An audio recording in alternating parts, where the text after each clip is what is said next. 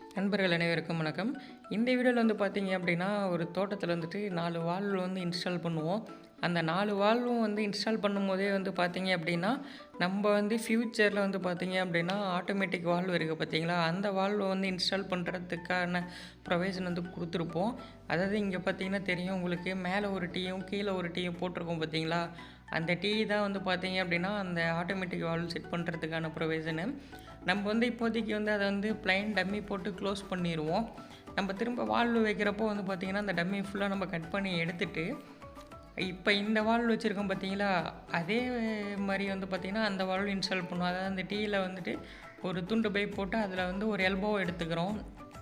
Elbow போட்டு rice பண்ணி இந்த வால்வு செட்டப் எப்படி இன்ஸ்டால் பண்ணியிருக்கோமோ அதே மாதிரி தான் பார்த்திங்கன்னா அந்த வால்வும் இன்ஸ்டால் பண்ணுவோம். அதே போல் இந்த வால்வு பார்த்தீங்க அப்படின்னா, தென்னை மரத்துக்கு சொட்டு நீர் பாசனம் அமைக்கும் போது இன்ஸ்டால் பண்ணினது.